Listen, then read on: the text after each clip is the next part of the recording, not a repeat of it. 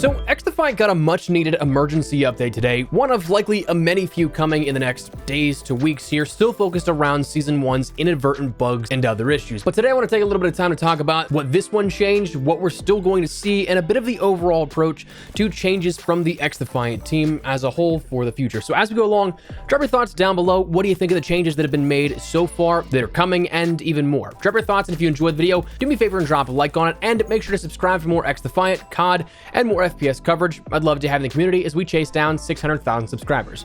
Finally, it's a bit ill-timed, but with today's update, something definitely way too small and inconsequential to be mentioned in any patch notes.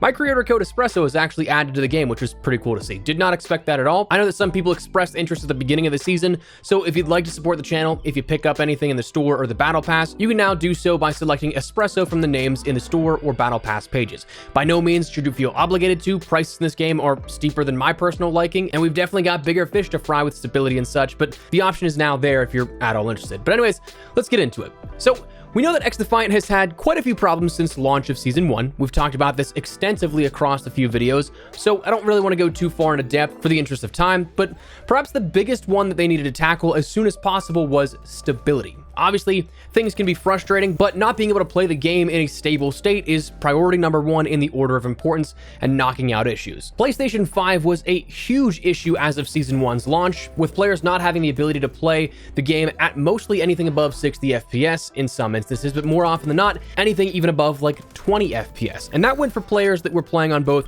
60 Hz and having 120 Hz enabled. Didn't matter, the higher frame rates, you just were not able to get anything close to what you had it set to and what it should be at a stable point. Something that was horrifyingly low performance that maybe you'd even get sick after watching it long enough. But over the holiday was mentioned by Mark Rubin, PlayStation 5 patch. Hey y'all, we were able to do a quick patch for PS5 that is now live. It improves the situation for those running at 60 Hz who are having major frame spikes. This should be better, but not fully fixed.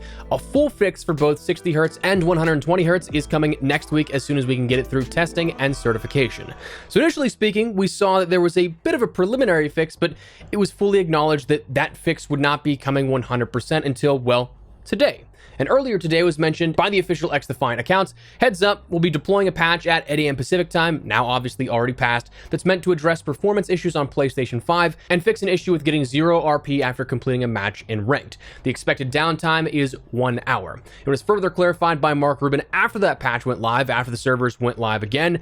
Happy Tuesday, everyone. The patch this morning is live. It fixes the performance issues on PlayStation 5, but also improves performance on Xbox and PC. This also may fix some of the crashes with DirectX 12 on PC, also fixing the 0 RP gained if your team wins, but you are dead at the end. We'll keep monitoring all of these issues. So, as we'll touch on in a second, still absolutely work to do, but a nice step in the right direction, and in a relatively timely manner, I think. I mean that in a sense that it very easily could have been grouped in together with another update to knock out more all at once, something that COD is kind of notorious for, especially last year, when you'd have game-breaking issues persist until the next seasonal update, and honestly, a lot of the times beyond that as well, not pushing them out when they needed to be pushed out. So it's nice that some of the key issues are being resolved faster than others, and of course in a sort of emergency state, but more obviously is to come.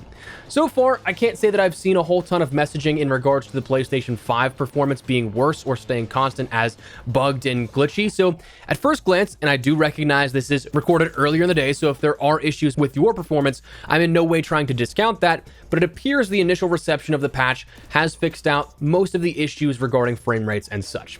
What's nice is that this apparently also fixes some of the crashing issues on PC as well. I saw a lot of discussion about DirectX issues coming along on the PC side, so that's nice to see that it could be something that fixed most of those out, though I have seen some reports of crashing post-update, but with PC there's just a plethora of different reasons why a game can crash. There's never a uniform system build to diagnose a case definitively this early on, especially like with Xbox or PlayStation. Sure, you can almost pinpoint something because all the hardware is the same, but PC, the reported issues could be taking place on a toaster PC from 2012 or an i9 4090 $7,000 rig. There's just far too many variables in PC hardware and each individual build to say for certain as the time of recording this with those reported instances. Now, what's important to note is that these fixes were for PS5 specifically on the frame rate issue, making a stable version of the build and performance-wise. I've seen a handful of comments mentioning that it didn't fix netcode, but that's because the netcode wasn't a targeted area of this specific update.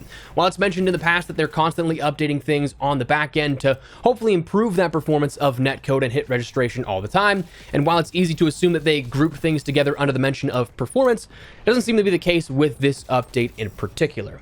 But that said, that is what changed as of today. Some big and important fixes that were made, absolutely, but that's also where we can turn to the future a little bit, because recently was discussed about the overall stability of the game, the bugs and issues that were persisting, and someone on Twitter took the liberties of alleging, I feel like XDefiant was rushed out because of GTA 6 and Black Ops. What are your thoughts? And then tagged not only just the XDefiant account, but also Mark Rubin. So bold strategy tweeting something to one of the creators of the project, something that, while it could have been intended to just be a simple question, could also come across as a little insulting. But Mark replied, rushed out? No. What we have is an engine that has only ever been used as an MMO, and all of the infrastructure for an FPS has had to be built up from the ground floor. Even COD started on id Tech, which was a shooter engine. Apex started on a shooter engine, but for us, we're working on developing all new tech in an engine that was designed for something else. That being said, the engine is really great, but it does require a lot of work, and with that work comes a lot of bugs that other engines have already worked out. We're not a shooter that's been around for 20 years. If you like what we're trying to do, stick around and you'll see things improve and new features get added. But if the game isn't for you, that's okay, you can move on. Now, when this happened a few days ago, I feel like a lot of people kind of blew this out of proportion, that sure, maybe that was a sore spot and a bit of venting for Mark, but end of the day, I mean, it's all factually true. Most new FPS titles are built from existing engines looking to build on the FPS foundations. Again, the earliest mentions of COD, it wasn't something that was built from a proprietary engine, something that they built specifically for Call of Duty. And then you've had 20 years of Call of Duty innovating on top of itself, where it has become something that it has 20 years of a base underneath it. The Snowdrop engine was made for MMO-based games. The Division, the closest thing to a first-person shooter that's been supported with that, and even that's still a large deviation in how players would interact with the game. And the biggest part I feel like a lot of people took issue with was the it's okay, you can move on, as a sort of deal with it or leave type of messaging. But I think on the flip side of that coin, and a more likely approach given how level-headed Mark's been to the replies in the community, especially those that just like absolutely try and rip into him and he still gives a cool, calm, collected answer on Twitter a lot, is that it's more so just something that like play what makes you happy, essentially. Even though the game isn't branded early access, it's very apparently building the game in real time with the players in mind and their feedback directly correlating to the future builds of the game. And that if you're not enjoying the game, that's okay. Do something better with your time that makes you happy, that you enjoy spending that time doing whatever it is. I feel that way a lot with games, comments I see on YouTube videos, like why people actively search out content they don't like to be like, I don't like this game.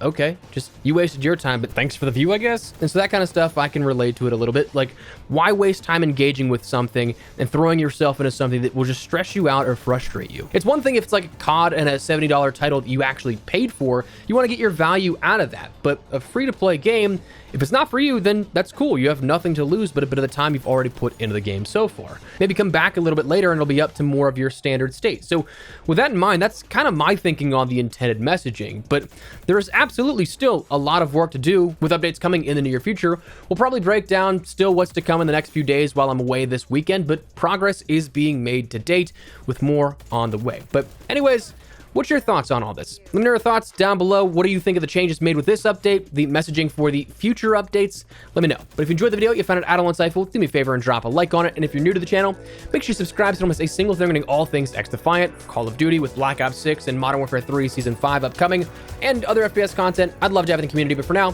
thanks so much for watching. My name is Espresso. I'll see you later. Take care and peace.